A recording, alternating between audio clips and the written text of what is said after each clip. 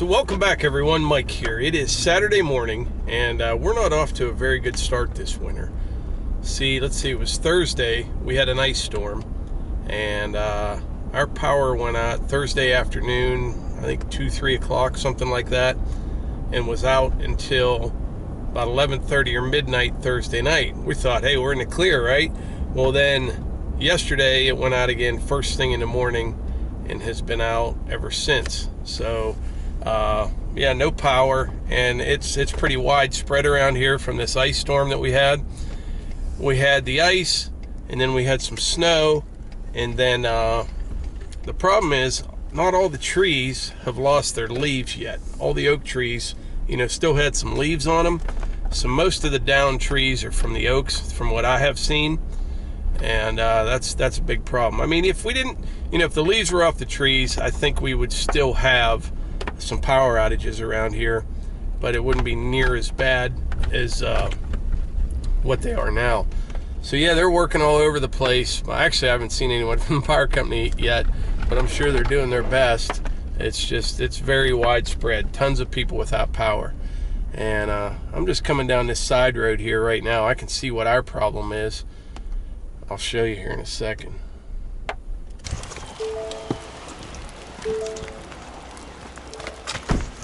So this is a side road, kind of leads up to our house. You probably can't see. Top of this pole's down over here. And there's a transformer fire here yesterday. But yeah, there's the top of the pole. Lines are down. Now last night, I think around midnight, they cleared some trees out of here. But as you can see, look at all these leaves. There are trees down across the road everywhere. And like I said, those are oak limbs right there. Those are the ones that rip off. That tree up there was busted off. They're just everywhere. Last night, or the other night, I was on the deck of our house, and man, you could just hear out in the woods, trees crashing, limbs busting off. I haven't been out there yet, but I will be soon. Check that out. So what I just showed you, it's kind of pretty widespread. It's everywhere like that. And I doubt they'll get to us for a while, just because there's some other outages. You know, just down the road from us, there's, you know, housing plan after housing plan. And on this run that I just showed you, there's probably only 20 homes, something like that. Maybe 25 on that line that are out. So if they can fix, you know, 300 homes first, they'll do that. But we'll see how it goes, and I'm sure it'll come on at some point. But today's video is kind of about now is the time to prepare. And what I mean is, you know, as far as preparedness goes, for us at least, on a scale of 1 to 10, I'm thinking we're around a 7, something like that. Maybe 7.5. You know, 10 being you don't miss a beat when the power goes out or something terribly wrong happens. 1 being your whole panic, you know, family's freaking out. The first 5 minutes of power loss. I'd say we're about a 7.5. The only thing that I'm lacking is water. See, we have well water, and I have a generator, and but I don't have a way yet to hook it into our pump. So I'm going to work that out before it does this again. You know, we've got heat. For lights, I don't even run the generator. I don't even run the generator for lights. I just have a bunch of LED lights, battery powered. They last forever. Lanterns, you know, little portable LEDs. They work fantastic for that kind of stuff. But I need a way to run my hot water tank because it's electric, and I need a way to pump water from the well, which is electric. So it's not the end of the world around here because, you know, there's people around us a couple miles down the road that still have power. Melissa and the girls are just going over to the gym right now. It's got power, so they can get showers and all that stuff there. But it is a bit of an inconvenience, but it's not the end of the world. Our biggest problem is explaining to our son Hunter, who has autism. He's nonverbal. Things like why the TV doesn't work, things like that. He doesn't fully understand what's happening. But we have noticed, without all the electronics on in the house, he's a lot calmer. I guess it's a lot of like overstimulation and things like that, just from there's always something going on. The last couple nights we've been going to bed early. I haven't slept better than I have in the last 2 nights in a long time. You know, about 7 o'clock, shut her down. The problem is I've been waking up about 1 and then kind of forcing myself to go back to sleep.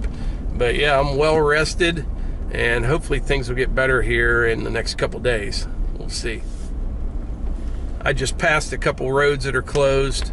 There's a lot of work to do for everybody yet, but I'm sure it'll all work out in the end. But the point of this video is this: to be, I'm not going to tell you, what to buy or what, I think you should have, because everybody's needs are different. Some people have wood heat and they're good on wood, or they're good on heat. Some people have gas heat or electric furnace. They're going to have a bit of a problem.